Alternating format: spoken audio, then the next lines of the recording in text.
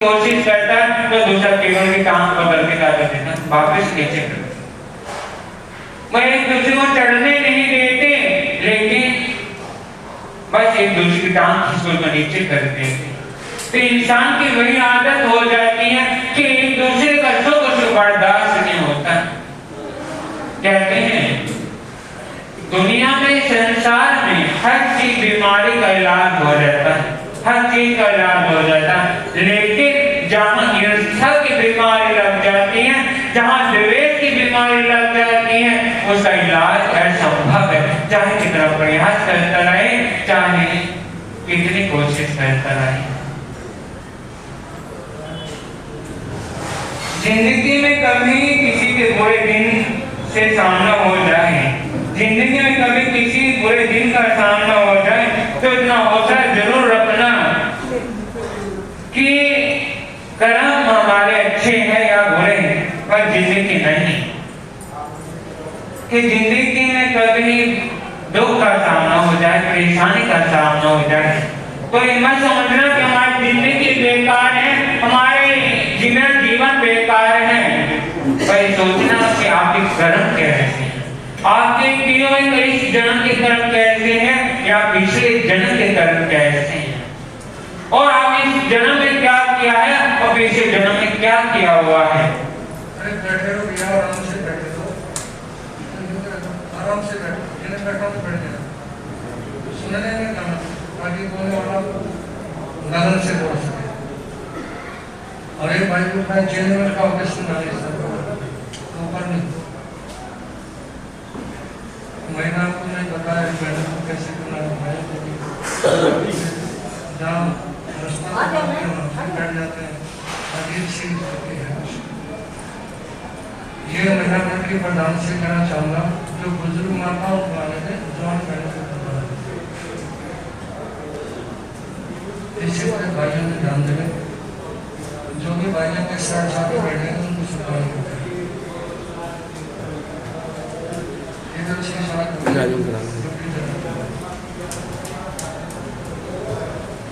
बोलिए नमस्कार दादा गुरुदेव श्री प्रेम सुखदेव माता देवी।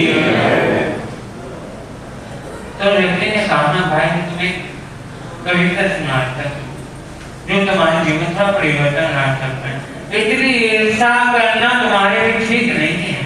तुम एक इंसान योनि में हो, कि मनुष्य हो, लेकिन फिर भी तुम्हें ईर्ष्या क्यों, क्या करे।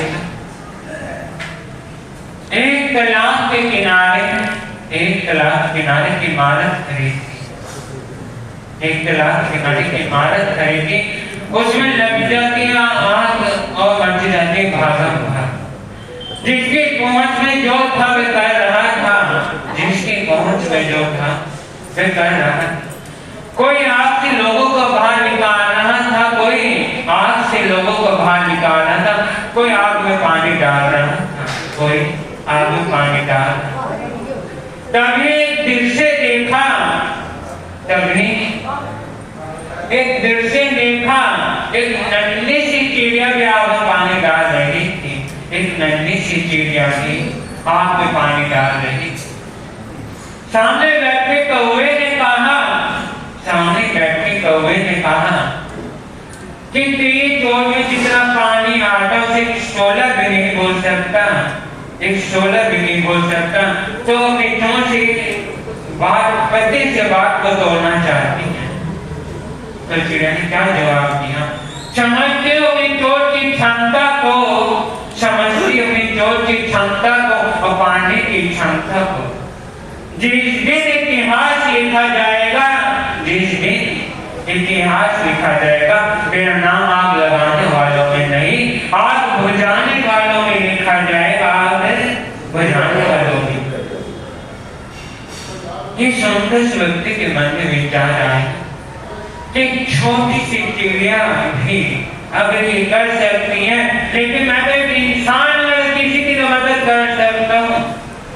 उसको अपने ऊपर इतनी गलानी होने लगी, इतना पछतावा होने लगा कि मैंने इतनी बड़ी गलती कर दी, इतना बड़ा पाप कर दिया कि मैंने अपना नुकसान तो किया ही थी और पड़ोसियों से भी क्या कर लिया, दुश्मनी पैदा कर ली। दो पल के गुस्से से प्यार भरा रिश्ता बिखर जाता है। दो पल के गुस्से से प्यार भरा रिश्ता बिखर जाता है। होश जब आता तो वक्त निकल जाता है। होश तब आता है जब वक्त निकल जाता है। उचित समय पर पिए गए कड़वे घूंट, उचित समय पर पिए गए कड़वे घूंट सभी जीवन मीठा कर दिया करते हैं। सभी जीवन मीठा कर दिया करते हैं। कहते हैं दो पल के गुस्से से रिश्ता क्या कर देते हैं, बिखर जाता है। और आगे तब खुलते बाद में जब क्या हो जाता है, वक्त निकल जाता है। आज क्रोध में, द्वेष में, ईर्ष्या में ना जाने क्या क्या कर जाता है। द्वेष के कारण, ईर्ष्या के कारण इंसान की आंखें इतनी बंद हो जाती है, इतनी बंद हो जाती है तो वो सामने कुछ और नहीं दिखाई देता। केवल सोचता है कि मैं दुख में हूँ, इतना सुखी क्यों, इतना ऐश्वर्य कैसे रहता है, इतने आनंद में कैसे रहता है और मैं कुछ भी नहीं। वो गुस्से इतना आता है, मैं ना रिश्ता देख पाता, ना परिवार को देख पाता, ना मित्र जनों को देख पाता, उनसे झगड़ने में पड़ता, उनसे अनबन बन जाती है। और बाद में सोचता है कि मैं क्या करती, ईर्ष्या के कारण, द्वेष के कारण। और एक परिवार से तो गया गया, रिश्तेदारों से बिगाड़ फिर से चला जाता है कि वो जीवन में अकेला रह जाता है। सोचे समझे कि आप हर पल हर क्षण की तरह कीमती है, क्योंकि पल पल हर क्षण से जब हर चीज में तकदीर बदल जाती है तो सोचें कि आपकी हर प्रिय कदम आपके आगे कब आ जाए। कहाँ राम का अभिषेक होना था, कहाँ उनका राजगद्दी मिलनी थी, बाद में क्या मिल गया, 14 वर्ष का वनवास ले गया। कहाँ राजमहलों में करने वाली जितना बाला,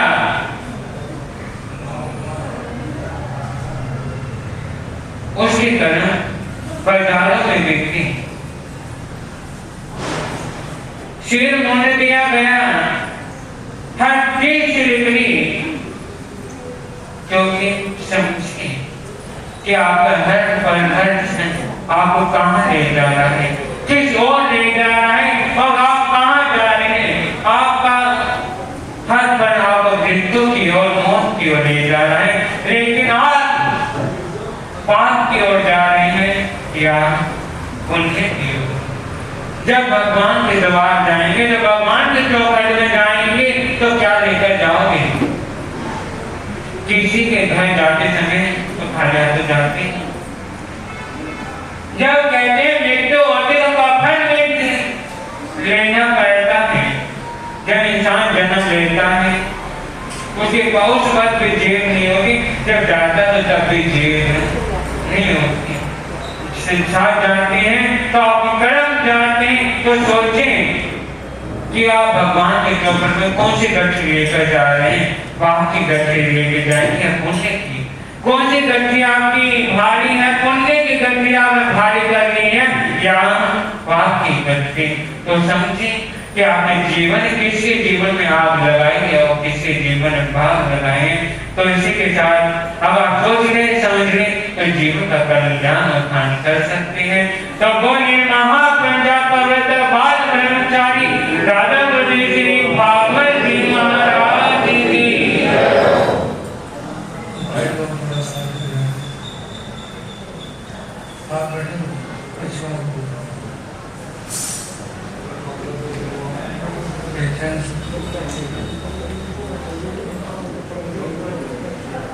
ये भाई समाज वाले जो मैंने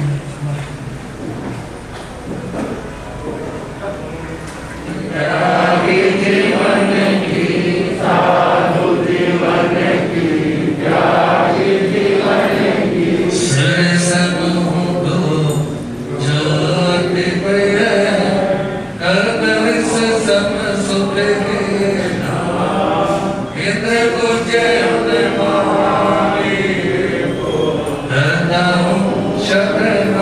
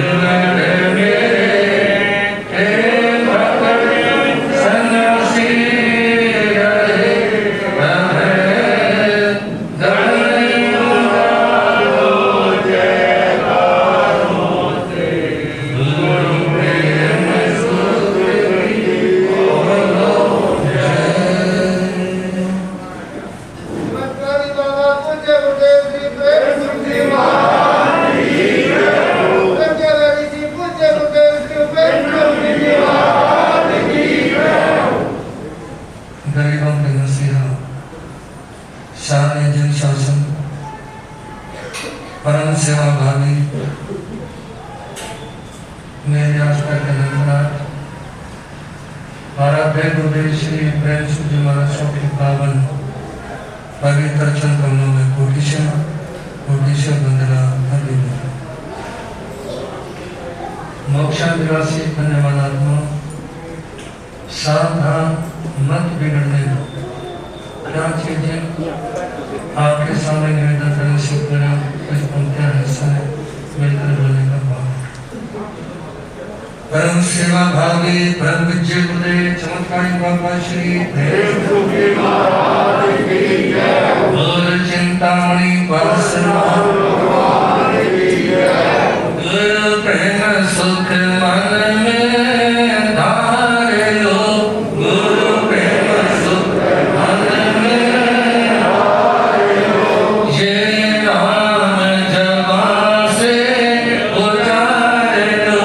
ये नाम जबां से उतार लो। होते दिलों के भगवान मैं जोगी उसे नाम का। होते दिलों के भगवान मैं जोगी उसे नाम का। गुरु प्रेम सुख मन में धार लो। गुरु प्रेम सुख मन में धार लो। ये नाम जबां से उतार लो। ये नाम जबां से उतार लो। होते दिलों के भगवान मैं जोगी उसे नाम का। होते दिलों के भगवान मैं जोगी उसे नाम का। या मानव देह किस काम की। या मानव देह किस काम की। बिन गुरु प्रेम सुख के नाम की। बिन गुरु प्रेम सुख के नाम की। मिले हर चीज यहाँ बिरदान मैं जोगी उसे नाम का। मिले हर चीज यहाँ बिरदान मैं जोगी उसे नाम का। गुरु प्रेम सुख मन में धार लो। गुरु प्रेम सुख मन में धार लो। ये नाम जबां से उतार लो। ये नाम जबां से उतार लो। होते दिलों के भगवान मैं जोगी उसे नाम का। होते दिलों के भगवान मैं जोगी उसे नाम का। सब रिश्तेदारी देख ली। सब रिश्तेदारी देख ली। निकली सारी खोखली। निकली सारी खोखली। मतलब का है सारा जहान मैं जोगी उसे नाम का। मतलब का है सारा जहान मैं जोगी उसे नाम का। गुरु प्रेम सुख मन में धार लो। गुरु प्रेम सुख मन में धार लो। एक ऐसे संत जिन्होंने कभी टांग के ऊपर टांग नहीं चढ़ा, जो रात के 12 बजे के बाद कभी सोए नहीं। एक ऐसे संत जिन्होंने प्रवचन सभा के अतिरिक्त स्त्री का नाम अपनी जबान के ऊपर नहीं लिया, माता और बहन के सिवा। एक ऐसे संत जो जिंदगी में कभी दीवार का सहारा लेकर के नहीं बैठे। गुरु प्रेम सुख मन में धार लो। गुरु प्रेम सुख मन में धार लो। ये नाम जबां से उतार लो। ये नाम जबां से उतार लो। होते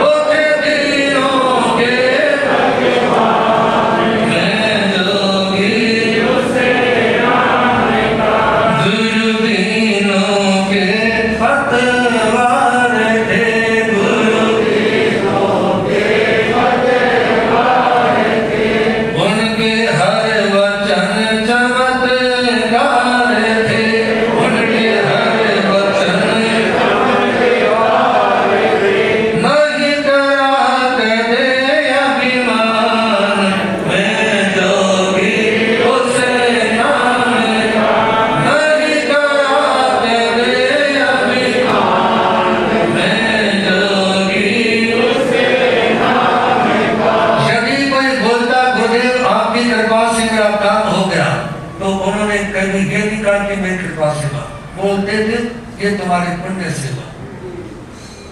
इसके तुम्हारे पुण्य से हुआ, उस श्रेय लेने की कोशिश नहीं करते थे। गुरु प्रेम सुख मन में धारे लो, गुरु प्रेम सुख मन में धारे लो, ये नाम जबा से उचारे लो, ये नाम जबा से उचारे लो, होते दीनों के भगवान मैं जोगी उसे नाम होते दीनों के भगवान मैं जोगी उसे प्रेम सुख नाम से नाता जोड़ लो, प्रेम सुख नाम से नाता जोड़ लो, अपने सारी बुराइयां छोड़ लो, अपने सारी बुराइयां छोड़ लो, फिर कट जाए कर्म तमाम मैं जोगी उसे नाम फिर कट जाए कर्म तमाम मैं जोगी उसे नाम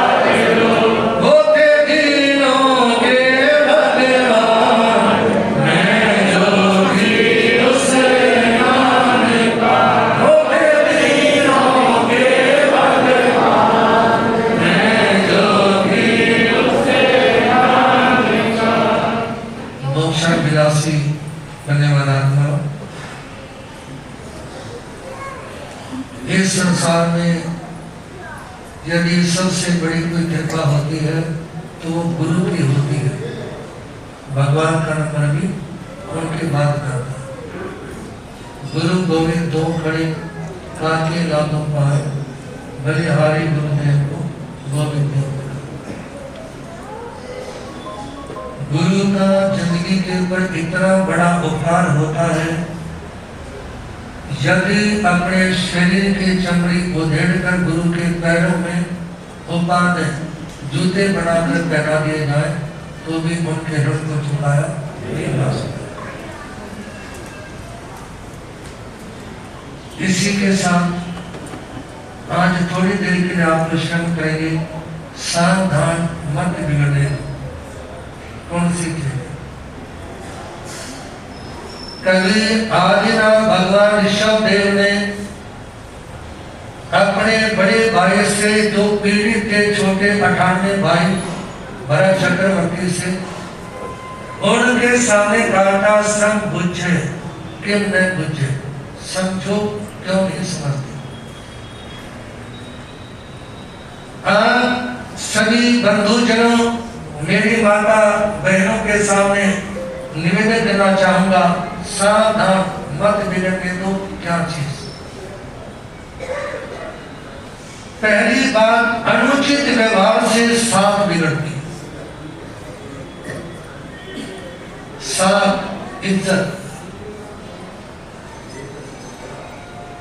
इसलिए निवेदन आप लोगों के सामने, जैन धर्म में भगवान महावीर के द्वारा दिए 32 आगम है, उनमें से एक आगम है व्यवहार सूत्र,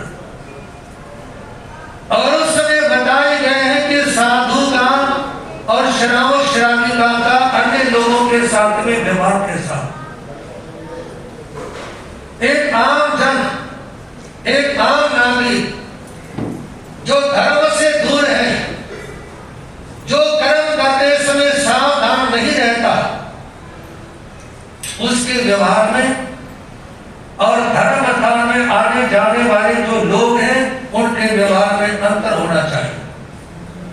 चाहे आप जैन खाने में जाते हो, चाहे शिव मंदिर में जाते हो, चाहे खाटू श्याम जाते हो, चाहे महावीर जी की जाते हो, या हनुमान मंदिर में जाते हो, किसी भी धर्म स्थान में जाने वाले व्यक्ति का व्यवहार अन्य लोगों के व्यवहार से अलग होना चाहिए। अलग से मतलब उनके व्यवहार में कुछ शालीनता, उनके व्यवहार में कुछ समझदारी वाली बातें हो, उनके व्यवहार में कुछ विवेक की बातें हो। इसलिए निवेदन आपके सामने कि सत्य का और एक श्रावक का भी एक व्यवहार होता है। संत ने जीवन को कैसे जीना है, संत रखे संभाल, आने जाने वाले लोगों में ये ना देखे इसके पास में चार चवन्नी ज्यादा है, इसके पास में कम। संत के पास जो आए, हर व्यक्ति के भाव को देखने का, उनको सम्मान देने का भाव रखे। कहते हैं कि नथुराम गली में से जा रहा था, इसने पीछे से आवाज दी, नथुराम आग लगी है। कहता मैनू की लेना। थोड़ा सा और आगे बढ़ा, कहा नथुराम आग लगी है। तो नथुराम ने कहा मैनू की लेना। सूरज ने कहा तेरे घर में लगी है। कहता फिर तेनू की लेना। यदि और किसी के घर में लगी है तो मुझे क्या मतलब, और मेरे में लगी है तो तू काहे को चिंता करता है। लेकिन सबसे बड़ी समस्या वर्तमान की यह है कि लोगों को अपनी चिंता कब है, वो दूसरों का बोझ अपने सिर के पर डाल करके।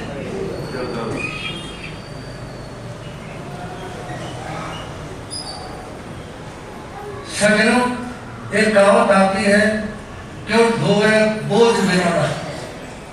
जो लोग निंदा में, चुगली में, दुर्व्यवहार में जी रहे ना, वो दूसरों का बोझ अपने सर पर उठा करके घूम रहे हैं।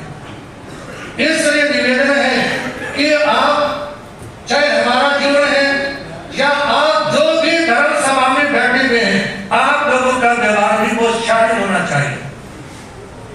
यदि आपके व्यवहार में सभ्यता नहीं है ना, आप गाली गलौज देकर के बोलते हैं, आप किसी व्यक्ति के साथ में अभद्र व्यवहार करते हैं, शराबी होता। इसलिए कहा जाता है अपने वो नहीं होते जो तस्वीर में साथ खड़े हैं, अपने वो होते हैं जो तकलीफ में साथ खड़े हैं। यदि आप व्यवहारिक व्यक्ति हैं तो संत की तकलीफ को भी अपनी बीमारी समझे। किसी शराबिता के सामने कोई परेशानी है तो उनकी परेशानी को भी आप अपनी परेशानी मानकर चलने का भाव रखें। सज्जनों, निवेदन आप लोगों के सामने कि एक दिन मरना तो निश्चित है, एक दिन मरना निश्चित है। इस बात को याद रखते हुए अपने व्यवहार को खराब ना करें।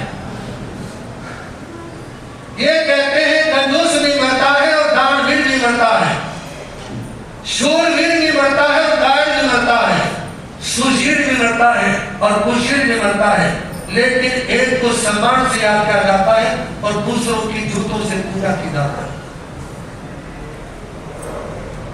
एक और तो लोग कर्मयोगी श्री कृष्ण की पूजा करते हैं, राम की पूजा करते हैं, महावीर की पूजा करते हैं, लेकिन ऐसा कौन है किसी ने आज तक अपने बेटे का नाम रावण रखा हो, किसी ने अपने औलाद का नाम कंस रखा हो, किसी ने औलाद का नाम कंस रखा हो, है जी? किसी ने अपने बेटे का नाम गोशालक रखा हो। मतलब लोग ये चाहते हैं कि हम अपने संतान के नाम भी उन महापुरुषों के नाम से रखें जिनके कर्म अच्छे थे, जिनका चरित्र ठीक नहीं था, जिनका व्यवहार ठीक नहीं था, उनके लोग अपने बच्चों के नाम रखना पसंद नहीं करते। इसलिए निवेदन है कि आप उस घड़ी को याद रखें कि किसी भी पल मेरी मौत हो सकती है। ये इसलिए याद रखना है ताकि आपका व्यवहार खराब ना हो, आपका व्यवहार अच्छा हो। आ गई जो वो घड़ी तो जाने वाले चल दी, देखते ही देखते रह गए और वो चल दी।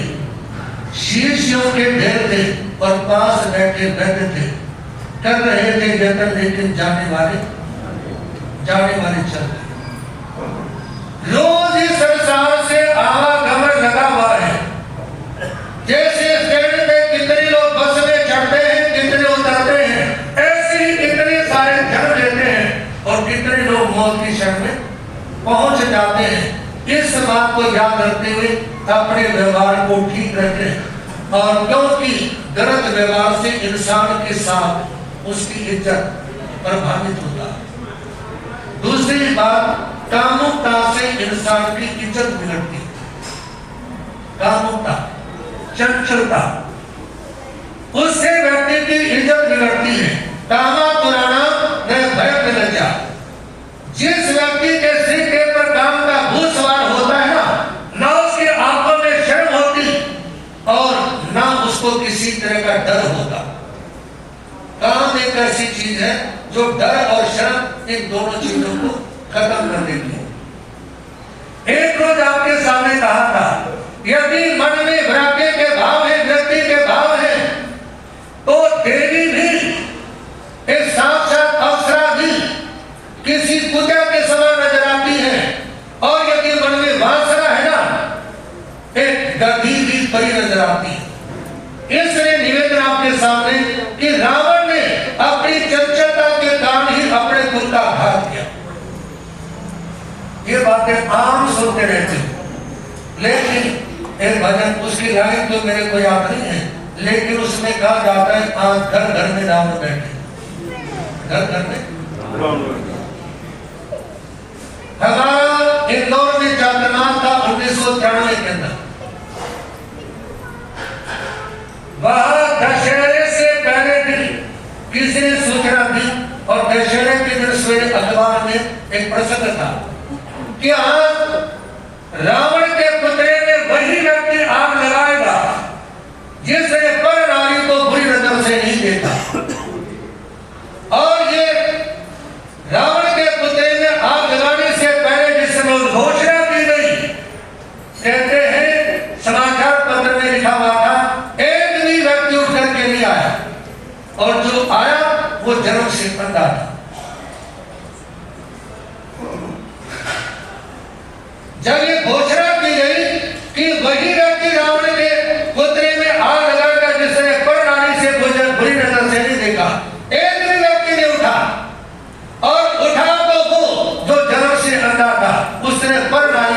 उसने तो जन्म देने वाली मां को भी नहीं देखा। इसलिए निवेदन करना चाहूंगा आपके सामने, भोग में बंधन है, वियोग में क्रंदन है, आत्मा के भीतर झांको तो तृष्णा नंदन है। आत्मा के भीतर झांको तो तृष्णा नंदन है। सज्जनों, जिस भी व्यक्ति भोगों की तरफ जाता है तो कर्मों के बंद करता है, और इस सांसारिक वियोगों के बारे में, हाय मां, मेरे पिताजी कहां गए, भाई कहां है, इन संसारिक चीजों को याद करोगे ना तो इनके वियोग में आपको दुख मिलेगा। और जब थोड़ा सा अपने भीतर में झांक करके देखोगे ना कि क्या लेकर आया था और क्या लेकर तू जाएगा, उस समय आपके भीतर कृष्णा नंदन और नंदन वन आप लोगों को नजर आएगा। मत बिगड़ने दो, जर्दा खा करके, गुटखा खा करके और पान का बीड़ा खा करके दीवारों को मत बिगड़ने दो। बीड़ी सिगरेट पी करके अपने फेफड़ों को मत बिगड़ने दो। फैशन से अपने कपड़ों को मत बिगड़ने दो। शर्म आती है मेरे को हिंदुस्तान के लोगों के ऊपर जब वो फटे हुए कपड़े पहन जाते हैं। और मैं जब अपने बुजुर्ग श्रावक श्राविकाओं को, माताओं को देखता हूं तो मन में एक सम्मान की भावना पैदा होती है कि एक वो समय था जब फटे हुए कपड़े को सिल करके पहनते थे। एक आज हमारे देश में ऐसे लोग, ऐसे युवक, ऐसी युवता पैदा हो गई है जो सही कपड़े को भी फाड़ करके, एक बहुत बड़े उद्योगपति है राजकुमार फरीदाबाद में, गुरु महाराज के बड़े अन्य भक्त हैं, तो एक ने फटी पैंट पहन रखी थी। वो कह रहे कि बेटे ये पैसे लो, एक भी जेल से जाओ। क्या अंकल, मैं भिखारी नहीं हूं और आप मेरे को 500 रुपए दे रहे हो ना, ये मैं 2,500 के लिए जा रहा हूं, जो 10 जगह से फटी गई। फैशन तो था ही, ये फैशन से भी कई गुना बढ़ करके फैशन है। खाली फैशन ही सबसे बड़ा फैशन है, क्योंकि कपड़े का प्रयोग अपने अंगों को ढकने के लिए किया जाता है, ना कि शरीर के अंगों को दिखाने के लिए। इसलिए निवेदन है आपके सामने कि आप लोग फैशन से अपने कपड़ों को ना बिगाड़ने दें, कड़वे बोलों से अपने जवान को ना बिगाड़ने दें, बेवकूफ बनकर अपने जीवन को ना बिगड़ने दें, कृत्रिम चीजों से असलियत को ना बिगड़ने दें। आज के लोग अपने सिर के बाल काले करेंगे, पीले करेंगे, लाल, अरे जिसे हो 70 साल की उम्र में 18 साल का थोड़ा हो जाएगा। लोग समझते हैं कि वे अपने को ऐसा बनाने, स्मार्ट बनाने, पता नहीं कैसा दिखाएंगे। ये नहीं पता कि जब मुंह में दांत नहीं रहे, सिर पे बाल नहीं रहे, वे आश्चर्य होता है जिनके सिर पे 4 बाल नहीं ना, वो इतना लंबा कपड़ा जेब में आके चलते हैं। सिर पे 4 बाल नहीं और जेब में 1.5 फुट लंबा कपड़ा है, 2-4 बाल साइड में, 2 इधर के साथ इधर से। सच्चाई को स्वीकार करने में क्या बुराई है? जो है जैसा है वैसा है। तो इसलिए निवेदन आपके सामने, कृत्रिम चीजों से असलियत को मत बिगाड़िए और ना समझी से अपने व्यवहार को मत बिगाड़िए। और निवेदन है, बुरी संगत से अपने चरित्र को मत बिगाड़िए, बुरी संगत से अपने चरित्र को मत बिगाड़िए। और निवेदन करना चाहूंगा, धन की, तन की, परिवार की ताकत से अपनी बुद्धि को मत बिगाड़िए। जब धन की ताकत आती है, तन की ताकत आती है, बड़े परिवार की ताकत आती है, तो इंसान की बुद्धि बिगड़ जाती है। पैसा आने के बाद में बहुत आयत लोग, सब नहीं, बहुत आयत लोग उनकी जबान के ऊपर अवशब्द आए बनाते रहते। याद रखना, यदि आपके धर्म ध्यान करने से, भगवान का नाम लेने से, साधना करने से आपके पास में पैसा आ गया और पैसा आने के बाद में आपकी विनम्रता और ज्यादा बढ़ गई, बड़ा विवाद होने के बाद में आप और ज्यादा विनयवान हो गए, बहुत ज्यादा संपत्ति मिलने के बाद में आप और ज्यादा व्यवहार कुशल हो गए, कल्याण में ये देरी नहीं लगेगी। जल्दी से आत्मा का जीवन का कल्याण इसीलिए नहीं होता क्योंकि जब वो कुछ करने में समर्थ होता है उस समय तो करता नहीं, और जब असमर्थ होता है उस समय असमर्थ होता है तो उस समय दौड़ता है वो भगवान का नाम लेने के लिए और बहुत सारी क्रिया करने के लिए। मामे मामे कहिए तेरे लगते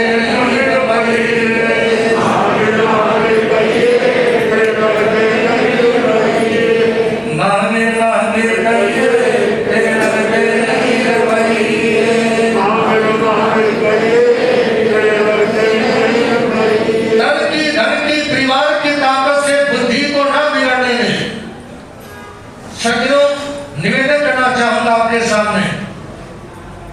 एक धनाढ्य व्यक्ति किसी तीर्थ पर जा रहा था, उसके पास चीजें बहुत सारी थी, लेकिन एक कमी थी जवान का, हरियाणा की भाषा में कह दूं भेड़ा था। क्या था? भेड़ा था। और कई नए नए समय को आते ना, कई साल के बाद में समर गाने के बाद में एक शब्द सुना, डब्बी। कौन सा? मैंने भाई को कहा कि भाई आना हमारे पास में, कहने कि मेरे डब्बी है, उसके बाद बदमाश के साथ ना। कई साल के बाद में डब्बी से सुना। सगरों निवेदन आपके सामने कि आपके सभी डब्बी हो उस विधवा के सामने मार्केट आपकी वो विधवा का हुई क्या गुस्सा है? आपकी वो बड़ा गुस्सा है कि मेरा बेटा जीवित है और ये बोला कि मेरी वो विधवा का हुई, तारे भाषण मैं तेरी सेवा में लगी हूँ और तुम मेरे लिए अश्लील ऐसे शब्द करे जो आत्मा को दिल को तोड़ने वाले हैं, ताकि जवान को सवाल करके बोलना। उसने कहा कि मानी या तो मैं बोलूंगा नहीं और बोलूंगा तो जवान को सवाल के बोलूंगा। थोड़ी देर के बाद में उसकी नजर चलेगी उनकी भैंस की तरफ, और उसने मतलब छोटा गेट तो देख लिया, जो भैंस के आगे जाने का रास्ता था वो नहीं देखा। उसने कहा माता जी पूरा ना मानना, मैं एक बात पूछ लूं, यदि तारी भैंस पर जी को कौन सी गेट से निकालोगी? बुढ़िया ने गुस्से में आके कच्चे पक्के चावल खिचड़ी जो भी गिरा उठाए और कहा कि ले और चल यहाँ से। उसने कंधे में जो अंगोछा था उसमें डलवाए और वहां से चल दिया, और जब उसमें से टपकने लगा ना पानी, तो किसी ने पूछा है तेरी झोली में से क्या टपक रहा है? तो वो कहता मेरी जबान का रस। क्या सजनों, जब इंसान के पास में ताकत आती है तो सबसे पहले उसकी जबान खराब होती है। निवेदन है तब नहीं छूता कोई भी दम निकल जाने के बाद, फेंक देते फूल को जो खुशबू निकल जाने के बाद। इस अखिल संसार में जो मदन कुंदन हो रहा है कल पछताएगा बलहीन हो जाने के बाद। देख कल पछताएगा बलहीन हो जाने के बाद। जिन्होंने धन की ताकत में शब्द कहे वो धन जाने के बाद में पछताते हैं। जिनकी धन की शक्ति क्षीण हो गई वो वृद्ध अवस्था में आने के बाद में महसूस करते हैं उन सब लोगों के सामने जिनके बारे में और जिनके सामने अशब्दों का प्रयोग किया गया। निवेदन करना चाहूंगा, लालच करने से इंसान की नींद बिगड़ती है। लालच मत करें। लोह समय विनाशन, लोह समय विनाशन, लोह समय विनाशन। लोह करने से इंसान के सारे गुण खत्म हो जाते हैं। सज्जनों, देखिए हिंदुस्तान में हमारे देश में जो महापुरुष में है वो लोभ और लालच से उन्होंने खुद को दूर रखा। लोभ और लालच से उन्होंने खुद को दूर रखा। मर्यादा पुरुषोत्तम भगवान श्री राम जिसने श्रीलंका के पे विजय हासिल की, रावण को युद्ध में उन्होंने मारा, उस समय यदि चाहते ना तो श्रीलंका की राजगद्दी के पर खुद बैठ सकते थे या अपने किसी छोटे भाई को बिठा सकते थे, लेकिन उन्होंने लालच न करते हुए रावण के ही भाई विभीषण को वो सारा साम्राज्य सौंप दिया, इसके अधिकारी तुम हो, मैं नहीं। तो इसलिए निवेदन करना चाहूंगा आपके सामने, लालच से अपनी बुद्धि ना बिगड़ने में। मानव अभी समझ बूझ नहीं, समझ नहीं क्यों लेता है। अरे मरण के बाद यहाँ पर ज्ञान किसे कब होता है। नहीं लौटती रातें बीती है जगत का ये अटल विधान, बारंबार नहीं मिलता है मानव का ये जन्म। सजो हर मानव को सोच लेना चाहिए, समझ लेना चाहिए कि मरने के बाद किसी को आत्मज्ञान नहीं होता। आत्मज्ञान को जिंदगी ही, आत्मज्ञान जिंदगी ही होता है।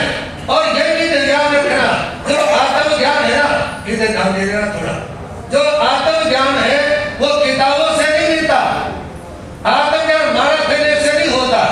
क्योंकि आज के समय में यदि कोई व्यक्ति 4 ठोकरे सीख लेना, वो अपने से बड़ा किसी को ज्ञानी, अपने से बड़ा ज्ञानी नहीं समझता। और ये ध्यान देना, भगवान महावीर के पास ना कोई ग्रंथ था, ना कोई बारा थी, ना कोई पुस्तक थी। जब ज्ञान होगा ना, सम्यक ज्ञान, आत्म ज्ञान, वो भीतर से ही प्रकट होगा। आत्म ज्ञान जब होगा वो भीतर से प्रकट होगा। आत्म ज्ञान कभी मतलब किताबों से, मानव से नहीं होता। इसलिए निवेदन करना चाहूंगा आपके सामने कि जो रातें व्यतीत हो जाती हैं वो लौट कर नहीं आती है, सृष्टि का विधान है। इसलिए आप सभी धर्म की शरण को ग्रहण करने का प्रयास करें। धर्म की शरण में आओ, धर्म की शरण में आओ, जब तक की लगा दो खूब झड़ी, जब तक की लगा दो खूब झड़ी। तुम आत्म ध्यान लगाओ, तुम आत्म ध्यान लगाओ, कर्मों की टूटे घड़ी घड़ी, कर्मों की टूटे घड़ी घड़ी। धर्म की शरण में आओ, तुम धर्म की शरण में आओ, जब तक की लगा दो खूब झड़ी, जब तक की लगा दो खूब झड़ी। 5वीं बात, अनियमित दिनचर्या से अपने स्वास्थ्य को मत बिगाड़ने। अनियमित दिनचर्या मतलब खाने का, पीने का भी कोई समय और सिस्टम होना चाहिए।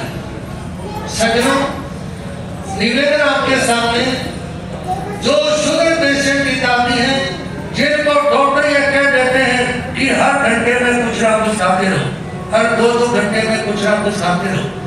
मैं गारंटी देता हूं आपके सामने सभा के बीच में कि जो हर घंटे में, हर 2 घंटे में कुछ ना कुछ खाता रहेगा ना, सारी जिंदगी उसकी शुगर कंट्रोल नहीं हो सकती।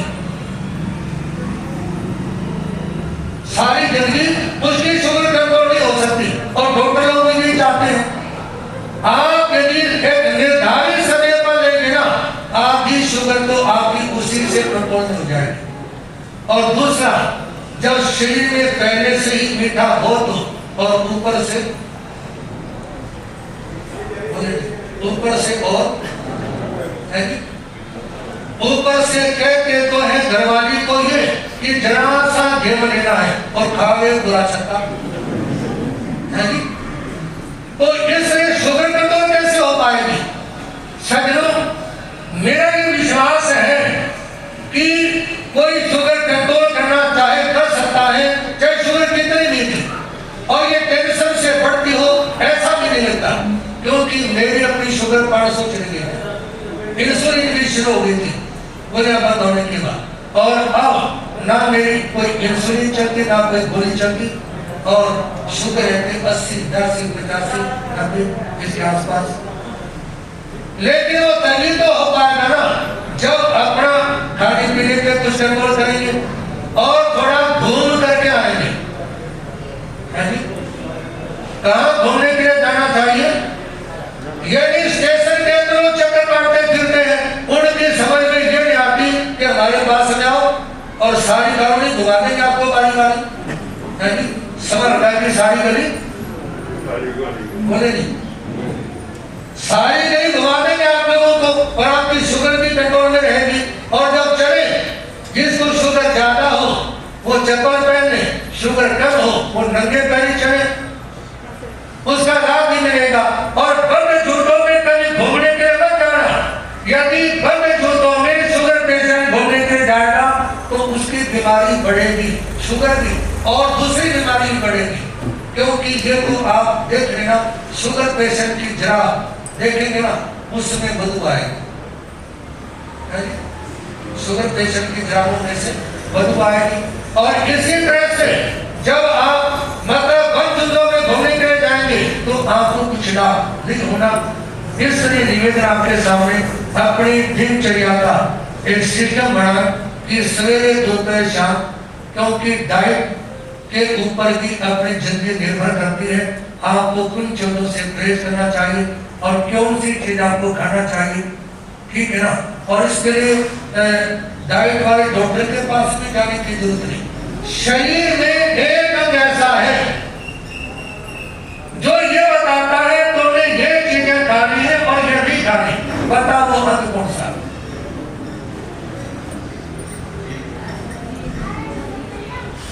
वो है टॉन्सिल। टॉन्सिल जीभ के बाद में, जीभ के आखिरी हिस्से के बाद में सबसे पहले टॉन्सिल आता है। और भोजन करते समय जो चीज आपको नुकसान दे रही हो टॉन्सिल पर, तो टॉन्सिल ये गाइड करते व्यक्ति को तुम ये खा सकते हो और तुमने ये चीजें नहीं खानी। और वो बात अलग है, आपको में पानी आता है, नाक में पानी आता है, फिर भी चढ़ आता है, उसका इलाज क्या है, ठीक है ना। लेकिन इतना निवेदन है कि टॉन्सिल बताती है, व्यक्ति को सलाह देती है तुम्हारे स्वास्थ्य के लिए अमुक चीजें सही हैं और ये तुम्हारे को नहीं खाना चाहिए। इसलिए अनियमित दिनचर्या से अपने स्वास्थ्य को मत बिगाड़िए। और निवेदन है आलस से अपना दिन मत बिगाड़िए। आलस करके अपना दिन में बिगाड़िए। जो असमय कुसमय सोता है वह स्वर्णिम अवसर खोता है, उसका भाग्य सूर्य कैसे चमके।